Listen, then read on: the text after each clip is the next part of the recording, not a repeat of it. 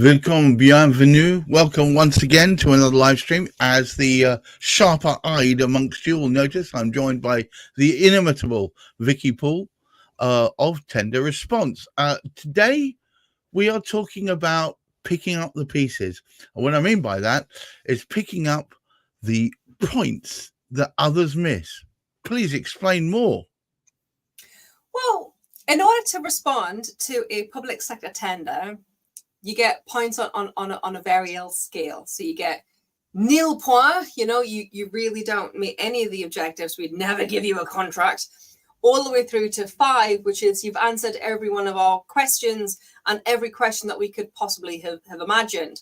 And usually you get like a range between 1 and 5. And most people pick up 3 to 4 marks, which is fully compliant. You've listened to our statement of requirements, you've read them, and you've given us a solution that meets the requirements. So if you meet requirements and your price is competitive, you are likely to win that contract based off of 3 out of 5 scores or 5 out of 10 scores.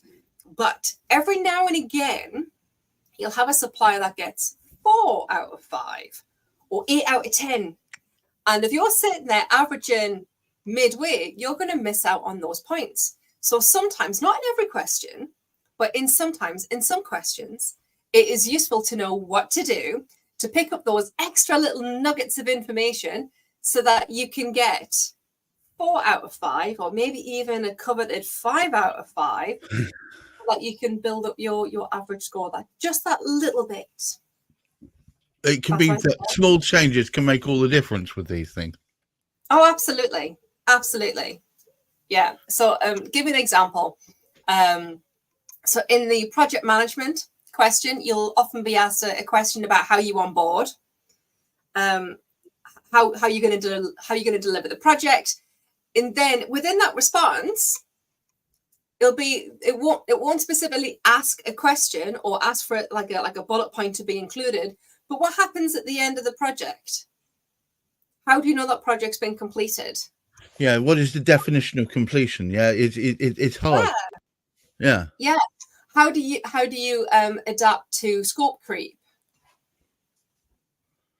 And then what happens? And then so that's in the project management, and then in contract management, what happens at the end of the contract? So, for example, this is a 3-year agreement. In year 2, we will seek to extend the contract by the extension of terms within the T's and C's of this agreement, or we will facilitate the council, the operator, in getting ready to go to market. And that will look like insert list of activity. Okay. So you think, well, how is this possibly? I mean, we could have plumbers listening to this. How is this possibly important for us, right? It's important because you're going to be managing the database. So you're going to be able to pull out information on all of the asset managements. So you'll be able to look at when a boiler was last serviced, when's it's due its next service. And you can have that information in a format that's ready for that council to go to market with. So it's like, well, we can pull out some sample data.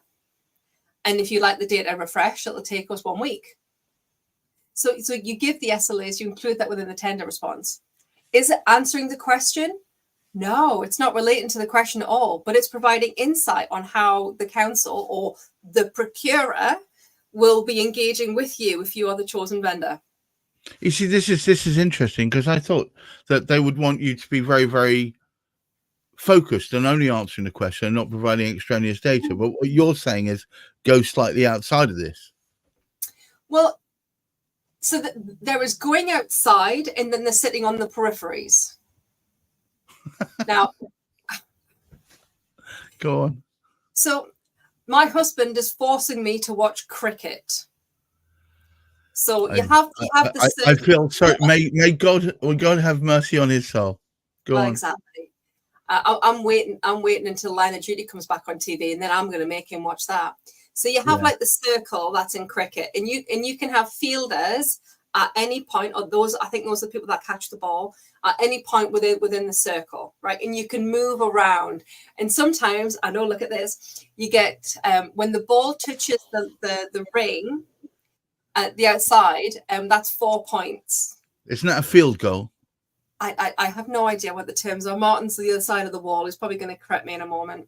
Yeah. So if you know that someone's going to be hitting long balls, you may wish to put some fielders at the appropriate points to catch the balls or to stop the ball from touching the rope and getting the extra points, right?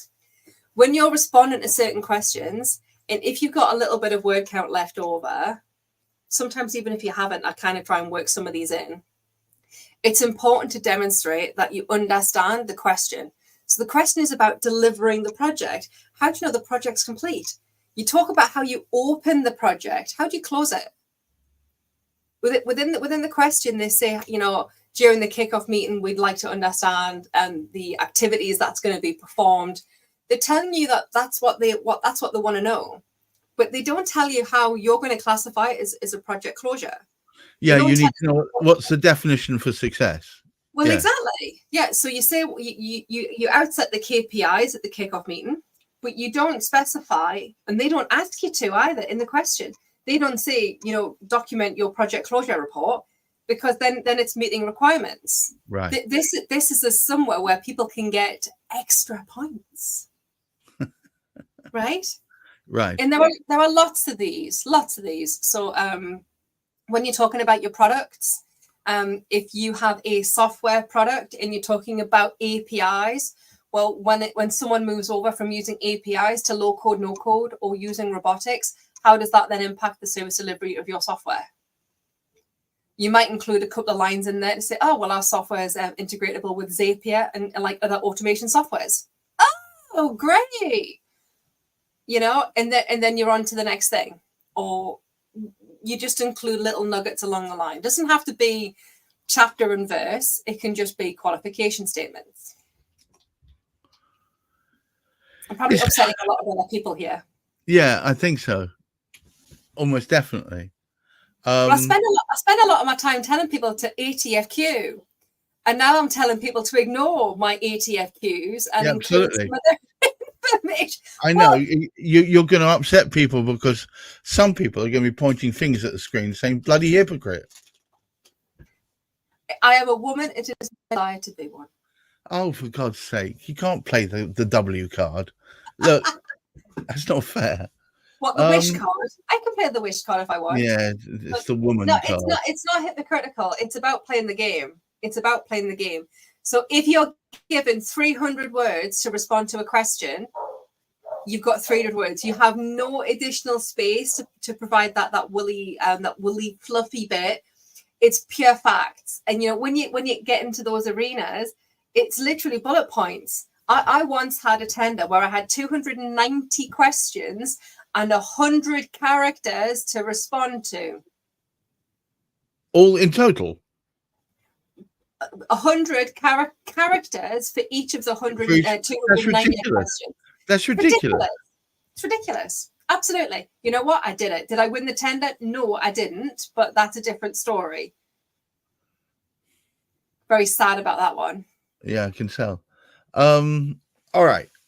So there are times where you should stick to the point and be absolutely factual and blunt. And there are other times where you should stick to the point and be absolutely factual and blunt, and then add on a little bit on the bottom.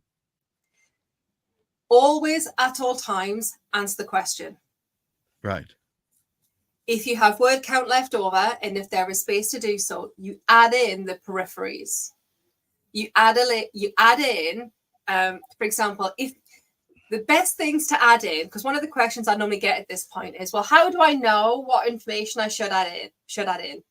When you're speaking to someone and you're prospecting and you're explaining to them what it is that your business does, if they ask you like a question and that question comes up a lot of the time, that's the question that you need to answer. So when you're talking about your project management, for example, when I worked in telecoms, it would be, oh my God, what happens if you're installing into a listed building? Well, if you're installing into a listed building, would use existing ducting. because there must be utilities that go into that building. There'll be a duct. We'll use that ducting. Oh, right, okay. What happens if you need to dig across a car park? Well, then depending on the car park, if it's tarmac or brick, you go down a different route. And then you get the questions that come up every now and again. What happens when a tractor digs up your cable? This is more common for broadband rollouts. I have this quite a lot living out in the sticks. What happens when a tractor digs up your cable? And it's when a tractor digs up your cable, you go off to splice it. So because we know that the certain parts of the cable are more likely to be ripped or pulled up than others, what we do is we put splicing points in.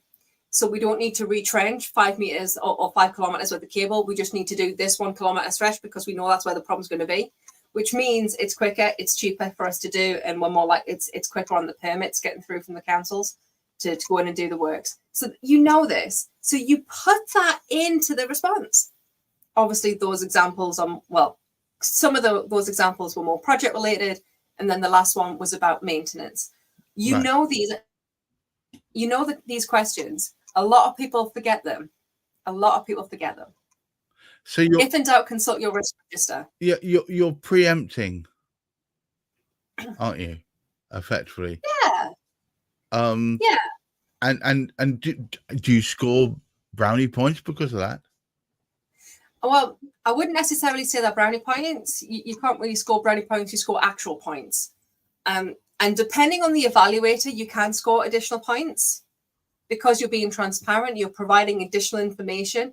If someone asks you a question and you get yes, there's a reply. Can I have a cup of tea? Yes, you can. It doesn't say, well, I'll go and get one for you, or is there a mug? That there are so many other questions that you may have. Right. But if you go down the other route where it's I'd like an Earl Grey in the pink mug with 2 scoops of sugar, one might argue that is too precise. It doesn't allow. What happens if you only have Lady Grey? Right? It's about providing the information, providing the additional information that comes up, and if in doubt, have a conversation with someone in another department to you, because they're going to be close enough to your industry to be able to follow what you're saying, but maybe not close enough to your specific function to know the ins and outs. So they might come up with a couple of questions that you think, oh, actually, I'll need to include information on that area and that area. And Right. It doesn't have to be War and Peace. It can be a couple of sentences under a heading and get it into your bid response. You will be viewed as answering the question, obviously, and you'll be viewed as sharing more additional information, which is always helpful. Now, is any of this accessible, or any of this kind of information, off your resources page? Oh, well, on my resources page, we've been updating some of our content, actually. Oh, well, there you go. Oh, I know. Very exciting times. So all these useful tips and tricks, they're presently not available for downloadable form. You have to watch our live streams to figure out all this wonderful information. You do get lots of useful content in there, though.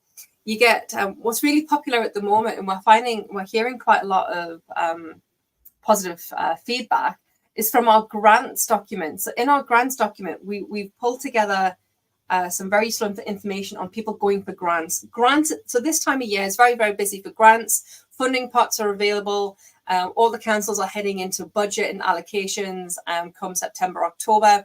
So this right now is a really good time for grants to be livened up. So if you're looking for a grant in your area, you want to be searching for your local council and then type in the word grant, and that'll take you, in most cases, to the appropriate grants page. Applying for grants is a really fun process. It's really important that you find a grant that fits, and that fits your business, and you're not trying to shoehorn anything in. And when you're applying, when you're doing the written response to your grants, you've got to be really careful with the information that goes in there. You've always got to be answering how your service, the thing that you do, meets the objective of the grant. And sometimes people lose sight of that. They talk about everything that they do and not how it meets the objective of the grant. So if you download in there, so in the resources page, you've got our grants download. It's very, very useful, very helpful. There's 3 pages in there. It's going to help you get more money from your grants and your funding. The other thing that's in there that's new that a lot of people might not have seen before is our bid qualification tool. We got asked so many times for this over summer months where people wanted to do some of their own bid qualifications that we now have it as a download on our website. And this is the tool that a lot of the writers, a lot of the consultants use to help people to qualify their bids. And it's very simple. It's very easy to use. You can adjust it to so it's in an Excel spreadsheet. You can adjust it for your own wishes. If you would feel the need to adapt or change or add any questions, you can do that and then make it fit for your business. Finally, of course, there is the fabulous tender response hotline. This is going to enable you to ask those important questions and ideally book that meeting. So yeah, absolutely. Yeah, we so I'm fresh back from holiday today. I've had a couple of days off. The team have been very busy in my absence, which is fantastic. And we're booking now for September. So it just remains for me to say thank you very much, Vicky Poole. Every day is a learning day for me. And guys, if there are any issues that you have, you just want to role play the idea of how you'd fill in this form, or even just finding out where the best frameworks for you to be on might be, I would suggest having an initial chat with Vicky Poole. Thank you so much, Vicky. And remember, guys, keep your feet on the ground, keep reaching for the stars, wear sunscreen, and try and look after that mental health. Until next time we see you, thank you very much. And remember, just keep being whoever it is you want to be. Just keep pushing forward. Bye-bye now.